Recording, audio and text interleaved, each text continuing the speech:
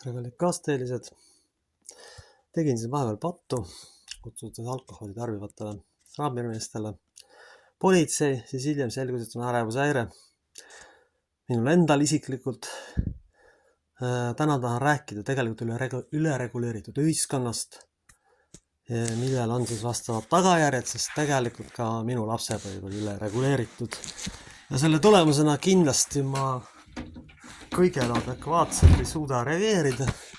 Reageerin üle, kujutan ette asju, mis olemas ei ole. Kahjuks nii on, ma olen siiski ka ainult inimene, tuletati meelde. Nii on.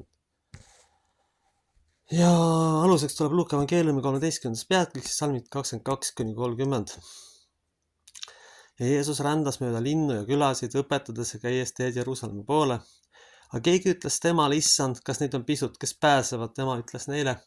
Võidelge, et minna sisse kitsast uksest, sest paljud, ma ütlen teile, püüavad minna, aga ei suuda. Pärast seda, kui kojaisand on tõusnud ja ukse lukku pannud, jääte te seisma õue ja uksele koputama, ütles issand, ava meile. Ja tema kostab teile, mina ei tunne teid, kust olete tulnud. Ja siis ütlete teie, me oleme sinu eest söönud, joonud ja sina õpetasid meid tänavatel. Tema ütleb meile, me ei tea, kust olete tulnud, hoidke minust eemale kõik üle kohta tegijad. Seal on ulgumine, hammaste kiristamine, kui te näete Abrahami, Iisakit ja Jaakobit ja kõiki prohveteid Jumala riigis endi taga välja tõugatuna. Inimesi tuleb idast ja läänest, põhjas ja lõunast ning istub lauda Jumala riigis. Vaatan viimsed, kes saavad esimesteks ja esimesed, kes jäävad viimasteks. Ühesõnaga tegelikult ütleme siis otse välja. Mõnikord kahjuks ka minu enda käitumine mõjutab väga mittekristlikku käitumist, põhjendamatut agressiivsust. Ja nüüd ma hakkan aru saama, miks mingite minude kolleegide käitumine häirib. Tavaliselt häirib ikka kõige rohkem see, mida me ise teeme. Me võime küll uhked vastu rindu taguda öelda, et me ei tee seda. No kindlasti, absoluutselt teeme, selles ei ole mingit kahtlust. Mille vastu ma siis olen tegelikult püüdnud oma tegevuses tegelikult võidelda. Tuleb tunnistada, et ma olen ikkagi inimene, samasugune patune kui kõik teised. Ma olen lihtsalt teadlikum ja targem ja julgen ka välja öelda, mis ei vähenda muidugi minu vigu ja eksimusi. Palun inimeste käest vabandust, kes selle ohvriks langemist ja väga loodan, et nad oma elukohast ilma ei jää. Sellepärast, et mina kavatsen oma eksimust igatahes tunnistada, kui tarvis ka kirjalikus vormis. Aga kahjuks on probleem selles, et ma ei ole ainuke selline vend. Minu ainuke õnn on selles, et ma saan et minul aru, et minul on probleem. Ma püüan sellega jõudumööda meditsiini ja Jumala abiga tegeleda, aga paljud lasteasutuste tüübid on samasuguse probleemis, aga nende arust on see normaalsus. See ei ole normaalsus, kallid kaasteelised. Kui te surute inimestele peale normid, siis lõpptulemus on see, et inimene iga väikse probleemi peale kutsub ametivõimu kohale, kui siis asja ei ole, nii ka mina tegelikult raiskasin kõvasti maksumaksja raha kahjuks, tuleb välja. Oleks saanud ka teistmoodi, sisemised traumad, põlgus nõrgemate vastu, see kõik, millest ma olen rääkinud, tuleb välja, ta on ka kahjuks minu sees peidus. Üks jõude mõtteid minu jaoks on kogu aeg olnud isiklik puhastumine, ausalt tagasivaatamine. Ja nüüd ma võin öelda, et vähemalt üks eelis mul on.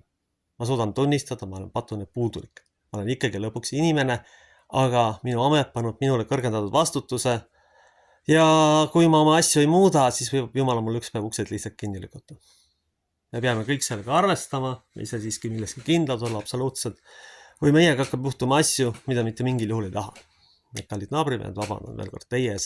Jah, oli mingi tegevus, aga see siiski ei väärinud kuut väljakutset, võib-olla ainult ühte. Ainult ühte, kus oli konkreetne episood. Vara kaotuses siis veel härrasmehel. Nii et tegelikult me kasvatame lapsi tegelikult sellisteks, kes on ellitatud ja eluvõõrad. Üks hea sõber rääkis mulle surrogaatemandusest ja keisrilõikega sünnist. Ma ise mõtlesin, et tegelikult on see puhtalt mugavustsoon. Ma ei viitsi isegi lõpuni lapsi sünnitada enam. Ma arvan, et on mingi lihtsama lahendus, kuna seltsimees kardab valu. Ja teine, ma ei viitsi vastutust võtta suhte eest, vaid ostan endale sisuliselt lapse, mis on totaalne säästumarket. See ei ole normaalne. See on päris katastroofiline situatsioon ja mis traumata sellele lapsele teete, seda kujutab isegi issand üksina, kujuta seda ette. Sellepärast, et vaene laps kannatab siis terve elu mingite komplekside all, tal ei ole identiteeti, ta ei tunne iseennast. Ühed vaimsed teoreetikud väidavad seda, et ka keisrilõikega sünnitamine võtab nagu lapsel vaimselt ja mentaalselt palju ära, aga mugavustsoonis elavad tüübid kahjuks ei arvesta sellega. Ja nii ka mina, arvates kõik lihtsa lahendus on pöörduda ametivõimude poole, nii öelda uhkusest. Ei, see ei ole lahendus. Tunnistan veel kord, et kutsun kõiki kaasteelisi. Ikka enne pikalt järele mõtlema, kui te kuskile pöördute. Ja vaatama oma tervisliku seisundi läbi. Minu puhul ei päästnud isegi seda, et ma olin sellest täiesti teadlik ja ma isegi saan aru, mis asi see on. Suudan seda lahti analüüsida, aga näete, ärge iialgi ütelge iial. Põhimõtteliselt juhtub alati see lõpuks, et seda asja, mida te kõige rohkem kirute, juhtub teiega. Me ei saa öelda, et meie lähiringkonnas surrogaatemadus või selline asi ei tule kõne alla. Tuleb kindlasti, sellepärast, et põhjus on selles, et suhted on saamatud, mannetud sageli või neid ei suudeta luua. Ja siis võetakse see lihtsama varjapasu variant. Samamoodi on kõikides muudes asjades, et ei viitsi, sellega me ei suhtle, vaatamata iseenda südamesse tegelikult, mis seal toimetatud on. Jeesus ehk tänane sünnipäeva laps kutsub alati meelt parandama.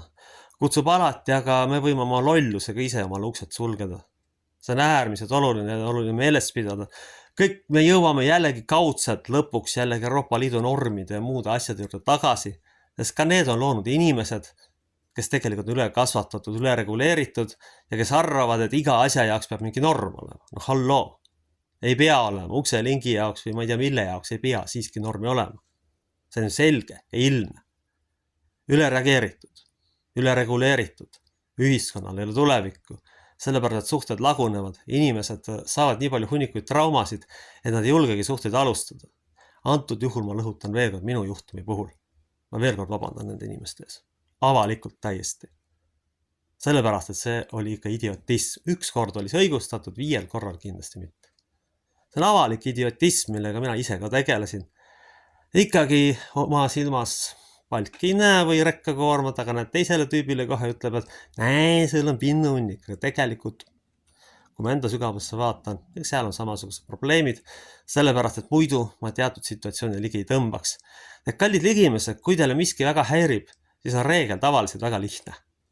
Te ise olete samasugune. Te ise olete täpselt samasugune, te olete võib-olla peidetud või harjatumad. Ja üks asi, mida minu arust Jeesus maailma tõi, oli ausus ja julgus tunnistada oma eksimusi. Eeldus, et ma ei ole täiuslik, avab tee kindlasti paranemisele.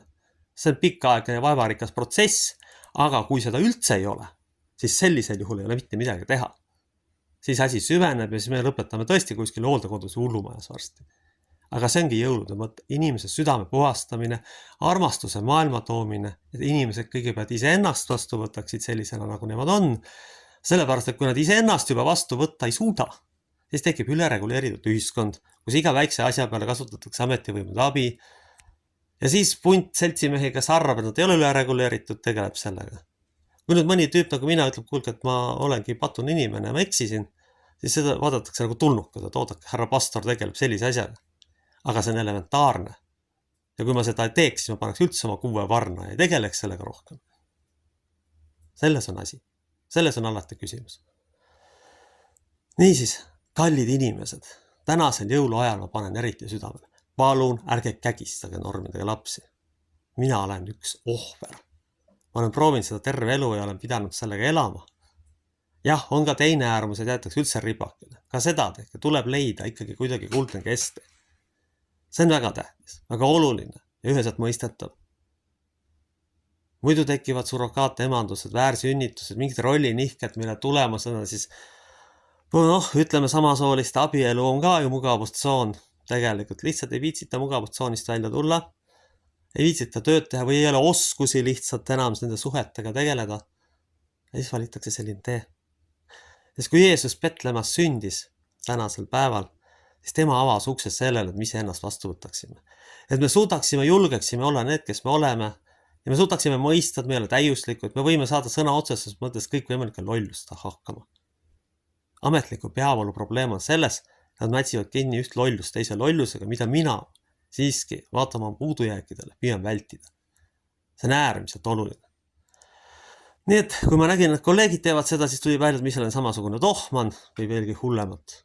Kahjuks see nii on. Ja sellepärast tulebki kogu aeg valvata ja oma südamele tähelepanu pöörata, mis on samuti selle jõulude mõte. Samamoodi andestamine on jõulude mõte. käsuseaduse mitte täitmine, sellepärast et euronormid on puhtalt käsuseadus. Nii on. Ja katsugem siis inimeseks jääda. Õnnistatud jõulupühi kõikidele. Aamen. Meie isa, kes sa oled taevas, pühitsetud olgu sinu nimi. Sinu riik tulgu, sinu tahtmine sündigu, nagu taevas, nõnda ka maa peal.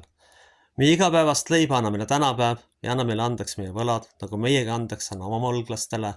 Ja ära saada meid kiusatusse, vaid päästa meid ära kurjast, sest sinu päralt on riik, vägi ja igavesti. Aamen.